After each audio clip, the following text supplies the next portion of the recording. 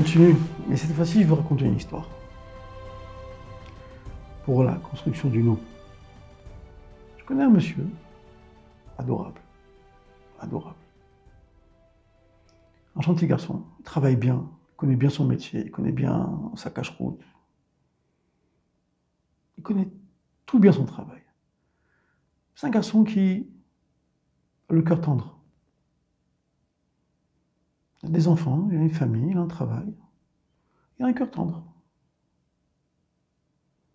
Bon, Bashgacha, j'ai pu le connaître un peu plus près. Et donc, j'ai passé mon temps à lui donner du courage. On a étudié dans le texte, on a étudié Chassidut, lui m'a montré la Gemara. On a échangé. Et un jour, il vient me voir, il me dit « Shimon, il faut te demander un truc. Voilà, ma fille, elle veut partir faire un Gan Israël dans un pays outre-mer. Qu'est-ce que je fais? C'est vachement dangereux. On ne sait pas ce qui peut se passer. » Je dis « Bah, tu vas lui foutre la paix, ta fille. Hein. » Comment, Shimon, qu'est-ce que tu as? Mais je ne sais pas, c'est dangereux. Et alors que c'est dangereux?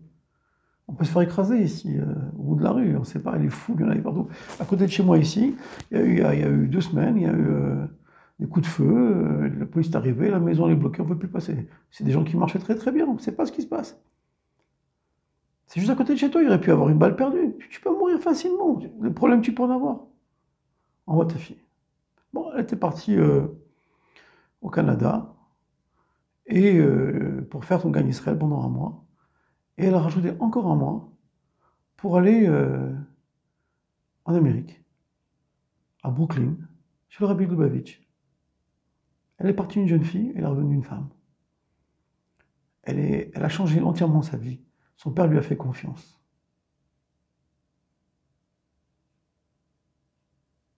Lui-même a commencé à prendre confiance en lui-même. Et quand les choses de la vie, elles avancent, il me demandait à chaque fois, Shimon, je fais quoi? Shimon, je fais quoi? Je dis, bah, tu prends ta place d'homme, s'il te plaît. Tu prends ta place d'homme. Et c'est normal qu'une femme, à un moment, pour une raison X, Y ou Z, perde les pédales. Mais toi, tu dois être là.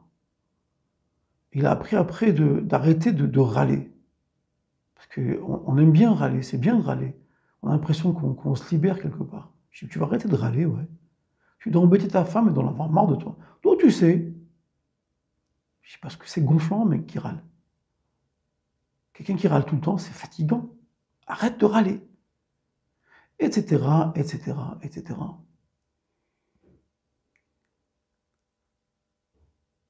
On commence à étudier.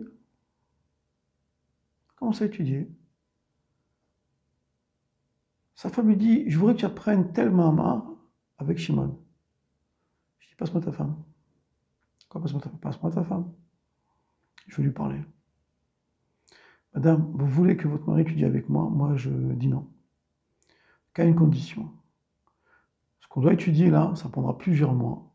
Et on n'y arrivera réellement que si vous êtes le garant que chaque semaine, vous le poussez et vous exigez le shiur.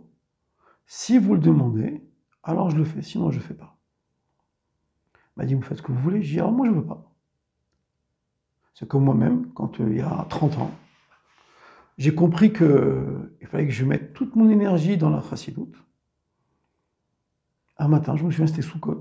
J'ai réveillé ma femme, C'était la fin de la nuit, c'était le début de la journée, c'était 1 heure, on pouvait se réveiller, 8h, 8h30, ça va.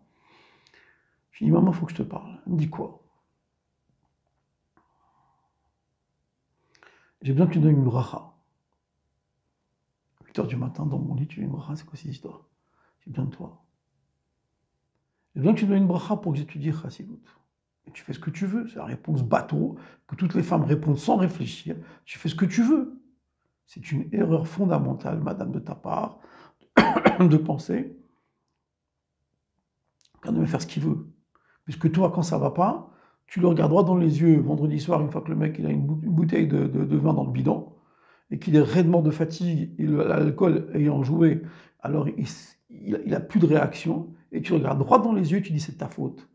Si je l'ai qu'on s'est trompé, c'est parce que tu as mal réagi. Donc tu ne peux pas dire que ça ne te regarde pas quand ton mari te demande une bracha, te demande que tu vas être garant de sa vie, alors que toi, si nous, on se trompe, on passe à ça le quart d'heure. Hein.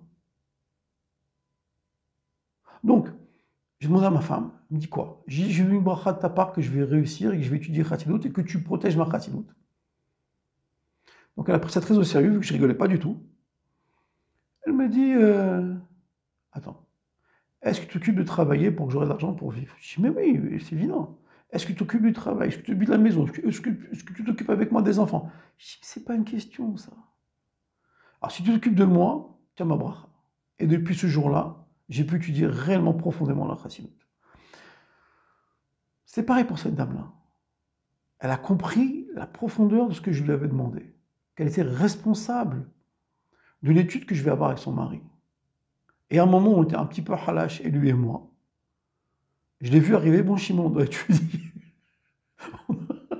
On doit étudier. Une femme est le gardien de son mari sur terre. Et elle le sait.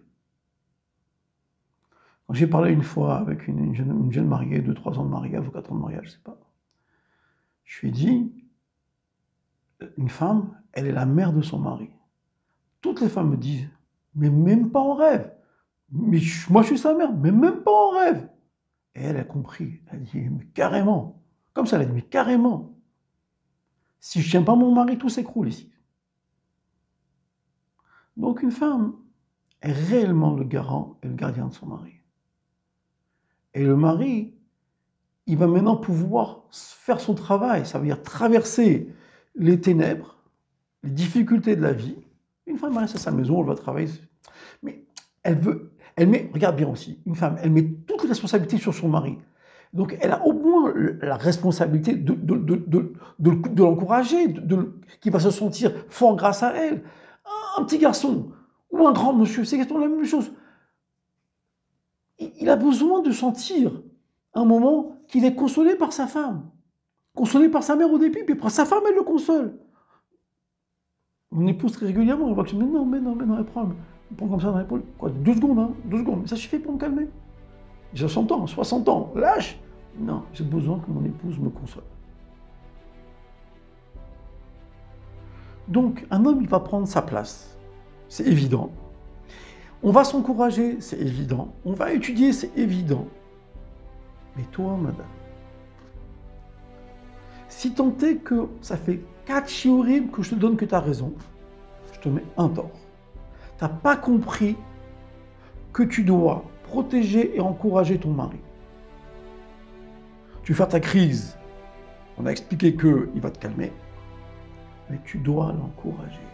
Et si ton mari va réussir, c'est parce que toi, dans ta volonté, avant de le prendre dans tes bras et de le consoler et de l'embrasser, tu as l'intention de le soutenir. Et quand un homme est soutenu par sa femme, moi, à chaque fois que je vois les mecs qui me plaisent, des mecs qui sont costauds, je regarde. Et je vois que dans ses yeux, son épouse, elle est juste derrière en train de donner la bracha. Elle fait son manche, elle s'occupe de sa maison. Mais lui, il est encouragé par sa femme. Tu as une très grande responsabilité. Et ça, c'est le début de toutes les brachot. Que Dieu nous bénisse tous. Allez, bonne semaine.